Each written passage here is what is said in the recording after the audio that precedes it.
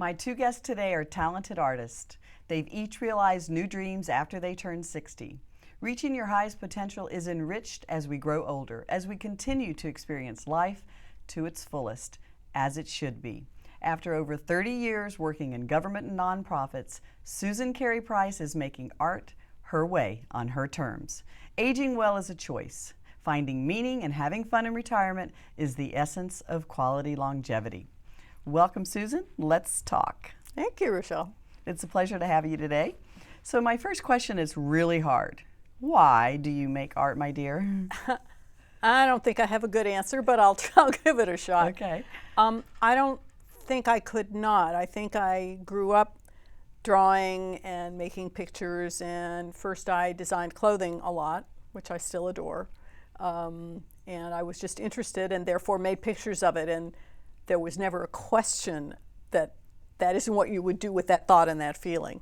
My mother was a creative in many ways, although she worked all her life as a psychiatric social worker, but she always made things in our home, and she was a great cook, and she made all of my clothes, which was not always what was done when I was growing up. So it's part of who I am. You've studied art too, as a matter of fact. Yeah, at my college, Pitzer College, plug, I would say I majored in psychology, but if there was a minor, it would have been art. And then I've always, since I graduated college, taken art classes, UCLA Extension a lot, and I'm currently in a private painting workshop where we mostly learn from each other. So you retired. Oh, heck yes. And you're loving your retirement, and so art fits well into your retirement, I'm assuming. Because it's very flexible, and I can be pretty lazy, so I'm good at not getting into my studio because I'd have to change clothes because I'm really messy when I create. But I can do it anytime I like, and I can go as often as I like. One of the first things I did when I left full-time employment is I signed up for a UCLA Extension art class on a Tuesday afternoon, which seemed wonderfully decadent to me. Well, just being able to do spur of the moment. I mean, that's what retirement's about. Yeah, and not having to rush. And when you see those people in the checkout line somewhere, or they need to get into your lane, and you just say, yeah, sure, I'm not in a rush, you are. Move on in. Isn't that great? So yes. So you have an artistic process, I'm sure. So tell me, did you just mention the process word? You just mentioned that you make a mess when you're doing art. I mean, I do the same thing, writing scripts. You know, it's artistic process. So what's your artistic process? Share that. Think a lot and then occasionally do something. And specifically with some of the paintings, usually I start from a figure, usually a model, nude model, and first I will usually try to get it, and I'll say I'm not caring whether this looks like what it is, and then I wind up caring. I go, wait a minute, no, that leg isn't long enough, it doesn't look right. And then usually that's the start, and then usually the next week I paint over the whole thing and make something different. So tell me about New Fall. That's a wonderful piece. What is that, a water? No, these are, in painting I'm working exclusively in acrylic because it's fast, it dries fast, and I do paint fast, and then I repaint and repaint till it gets somewhere that I like. And very easy cleanup because, as I said, I'm messy. And that one, if you look at it carefully, there's a figure on the left side. You can see a profile of a back and a rear, and then it got changed. And I also work partially the way my current teacher taught me. It's small to large, so there'll be things that are large, and then things that get little, and pattern and color. And I'll look at it and stand. I have to stand back. Yeah. Otherwise, I can't see anything. So do you start with a sketch when you're doing some of the nudes that I've seen? Because it looks like, and then you maybe build on that to get to do the color and the kind of almost Picasso-ish, How do you do that? The drawings are just drawings, and then usually in this particular workshop, which is where a lot of my current work is coming from, sometimes I'll go, oh my gosh, I love that pose, and I'll do a little drawing like 3 minutes, then I can't wait to get to the color and the paint because I love color. Oh yeah, and then I go, no, I don't want flesh tone, and then okay, everything's going to be green, and then after I'll go, oh, that doesn't look good, and then I go, green, orange, and find something else vivid. So it's free flowing. Yeah, kind of, only it's not as smooth as that. And sometimes there are things where I've painted over 3 and 4 times before I get something. I go, oh, that's done. And how you understand that it's done, I cannot give you words. So you use multiple mediums, clearly. I mean, you sketch, you use acrylic. Are you using watercolor as well? I mean, what other No. mediums? Do you do No. mixed media? I do other pieces. Okay. I've been known to do, I'm very fond of Day of the Dead imagery and the concept of altars for those who have died. And so I have made 2 altars, and I make them in shoe boxes, so when it's not Day of the Dead, early in November, you can shut them and put them on the shelf. And I have one for my mother that includes some things that she did, and then some photographs and other things of her. And I have another one of a friend who was known to drink a bit, and I found a small, tiny champagne bottle to put in it. So basically every day you're looking for things that you can make art with, is my guess. Pretty much. Yeah. I mean, I think that when you have that perspective on the universe, you see things all the time. I was recently down in Encinitas at the flower fields, and I took a ton of photos, and now I'm working on massaging the photos a bit. I'm not a Photoshop adept at all, but I can crop well and change colors. And then I have a way now to make fabric from photographs or designs, and I'm kind of playing around with that.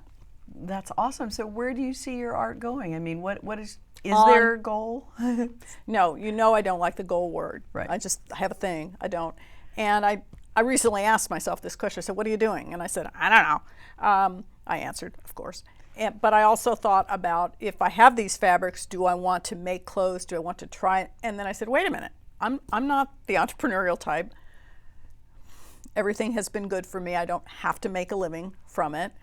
So I'm just kind of curious. I may make some pieces up with that. I also have a way that you can take some of my paintings and put them on t-shirts or Kindle covers.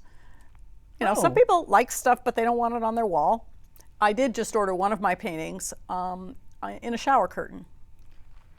That's great. So is that information available via your website?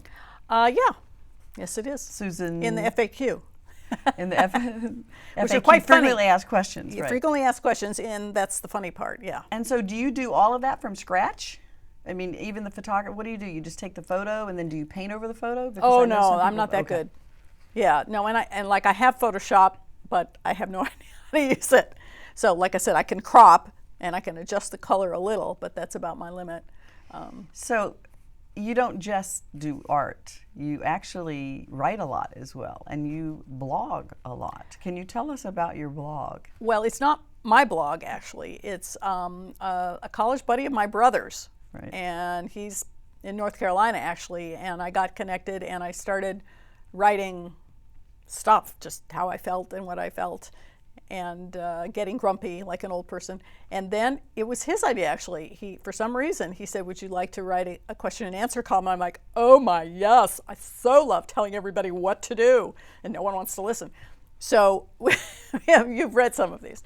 And a frequent question people will say, well, you know, the neighbor lady doesn't put her tins away, her bins away fast enough. And I'm like, okay. Do you know why not? Is it possible that she has a sick child or caring for someone else and has a demanding job and doesn't have the energy for it? And have you offered to help her? Oh. If this is important, if you're investing your emotion, then invest some help. So it is interesting to see what people will bring to that situation. So that's one of the examples. Okay, but give me what's a serious question? I mean, I've read some of your blogs. The most serious stuff was a woman who had not been connected to her parents in a long, long time, cross country, and she did connect with them and found that they were both fully on their way to some dementias, but that bothered her, and I understood that because I'm very familiar, unfortunately far too familiar with dementia. But also that one of her nieces was taking over. And even though she didn't seem to feel like, hey, there's money there that I should get, the fact that this person was taking over was what was frosting her. And I tried to be helpful, and I even got a follow-up question from her.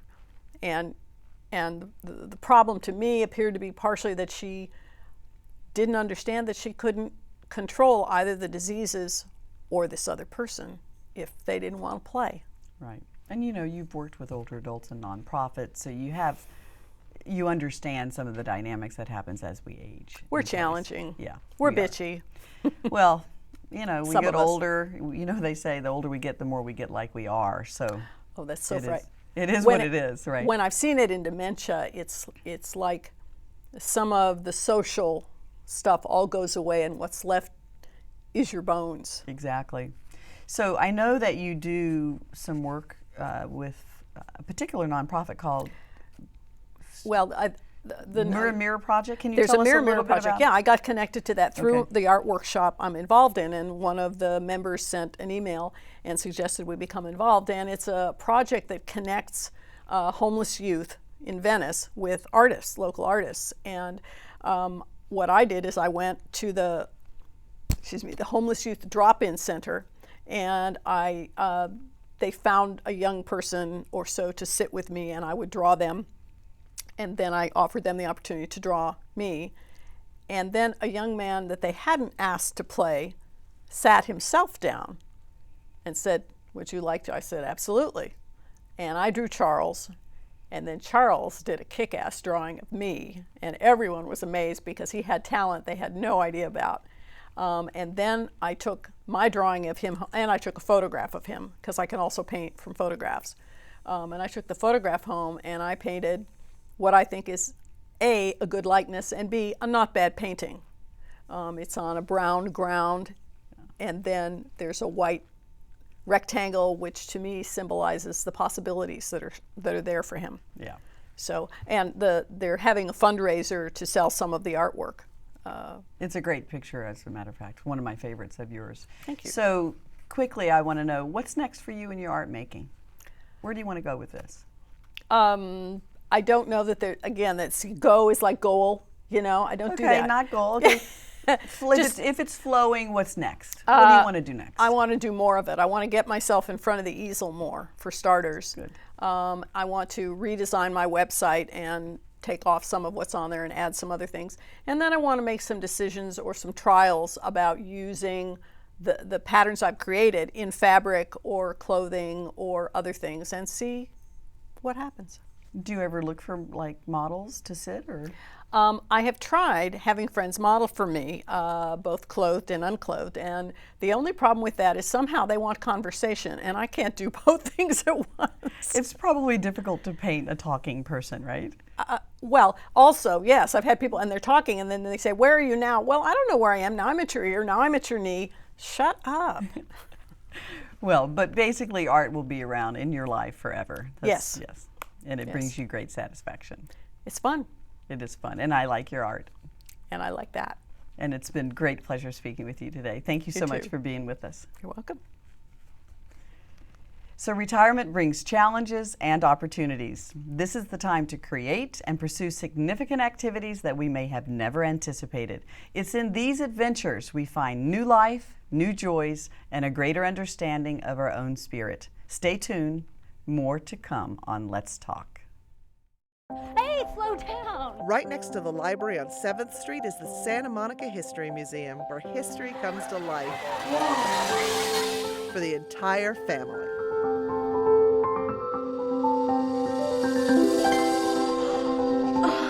Enjoy the exhibits, main gallery, the photo archive, research gallery, and much more.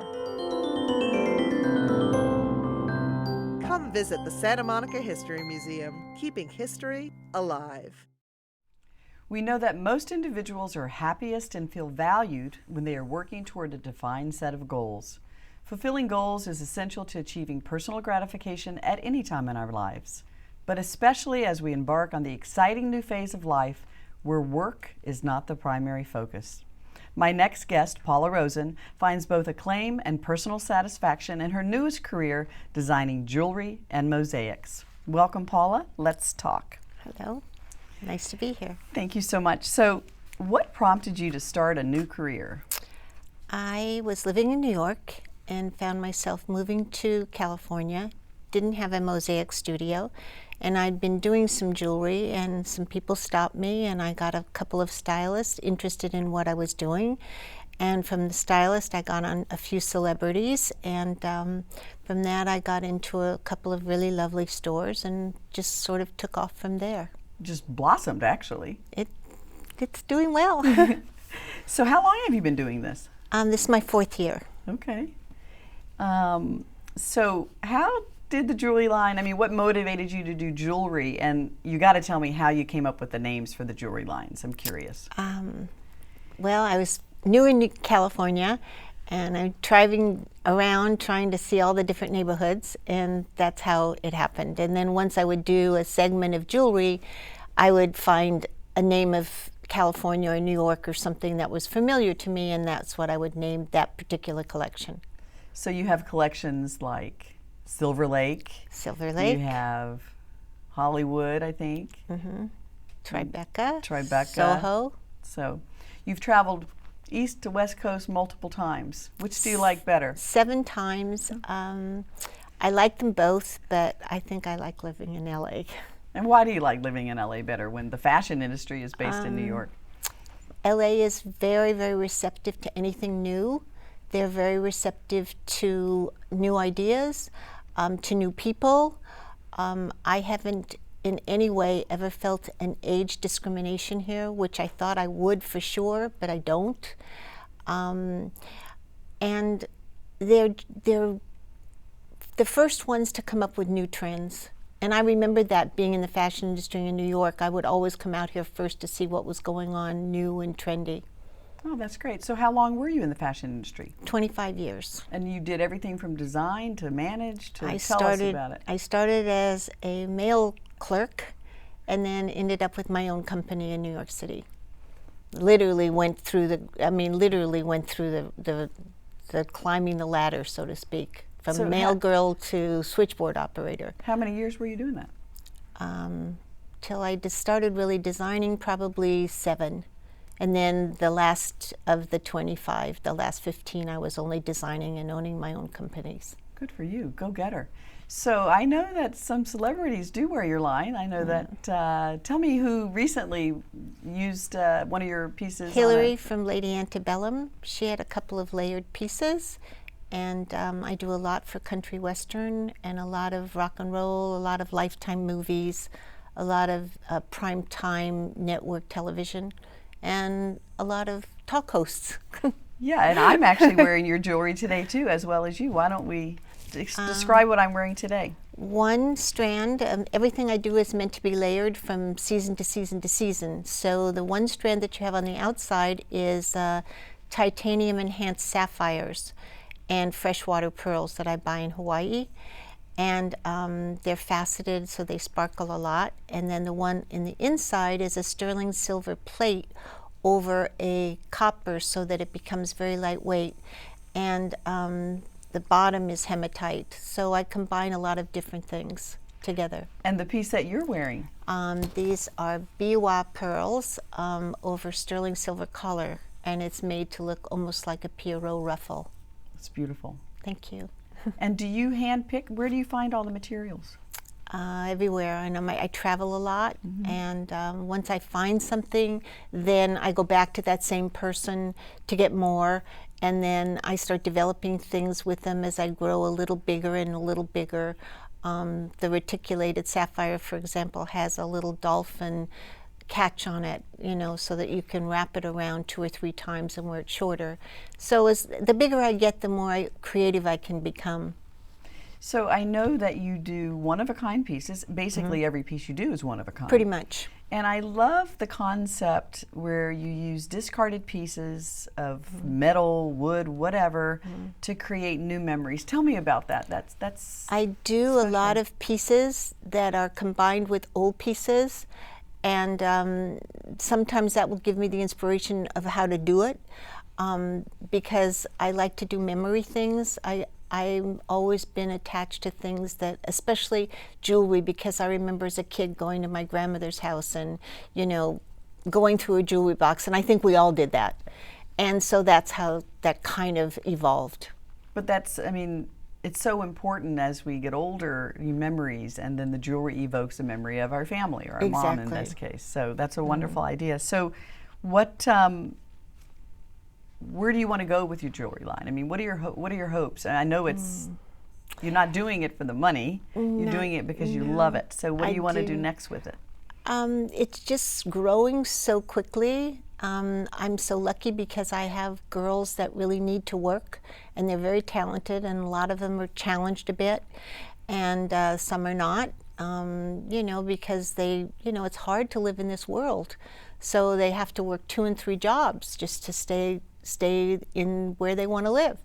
So I just want to keep them busy, and I want to keep growing and keep making what I love, and making what I want rather than what people are asking for, which is a little different than being, a commercial type person. Absolutely. And both of your studios are here in Santa Monica. They are, Yes. in the Santa Monica Art Studios right across the street from the airport in the Barker Hangar. And you've been there how long? Because I think I went to one of your I've shows. been there for 4 years. Right. Because you did a show with Wise and Healthy Aging. I and did. You did actually some of the proceeds you gave I did. to the... I contributed a good portion of it to Wise and Healthy Aging. So what exactly is a mosaic? Just explain a mosaic. Most people think a mosaic is made out of tiles and shards or spalti. It doesn't have to be that way. It can be discarded anything. It can be mixed media. It can be all kinds of different things. And so depending on what I'm working on, I've done mosaics from old pieces of jewelry that I've lacquered. And so it can be anything, just something that's fitted together in sort of a puzzle piece. So tell me a little bit about the mosaic that you did that was commissioned by USC. I did a mosaic for USC. Originally it was supposed to be a ceramic mosaic, but it just never happened. Then I started working with watches because I'm kind of obsessed with time. Time past, time present, time future. And so I did a mosaic, a big, huge round one, and set every single watch at 12:01. And the name of it is A New Day.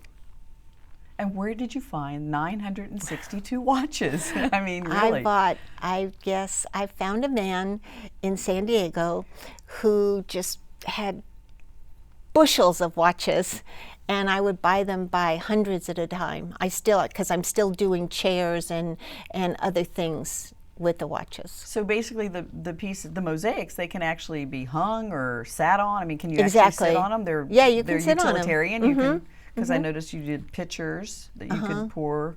Right. So you find stuff everywhere. Everywhere. And sometimes when I come in, a lot of times when I come into the studio, there's bags hanging on my doorknob with all kinds of discarded whatever. That people have given you. Yeah. Sometimes they're combs and brushes, all kinds of things.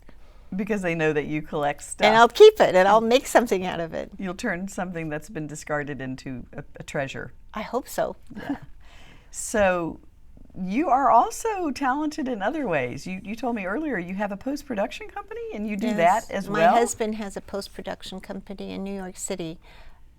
He has a large post-production company in New York City on 6th Avenue. And that's why when I saw your post-production, I went, oh my gosh. And he does movies and TVs, and once in a while we get to see somebody famous. I sneak in and take a look. And we do some great things. We just finished Noah.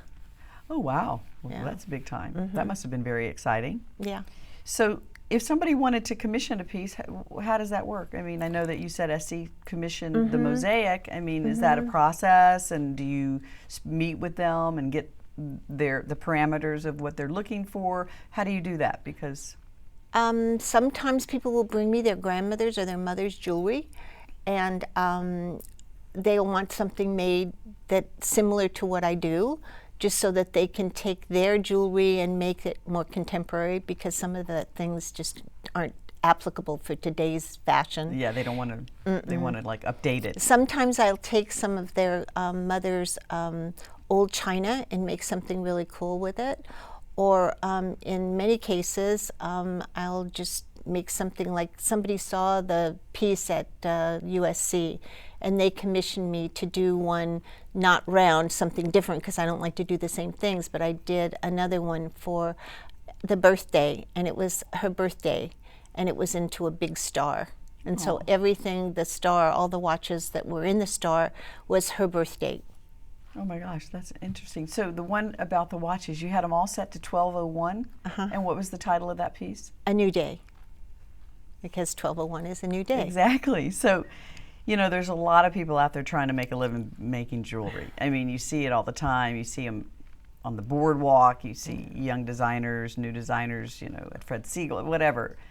What advice would you give to a young, new, up-and-coming designer? I mean, how did you do it? I know that it's different because you were in the fashion industry, but what advice could you give them?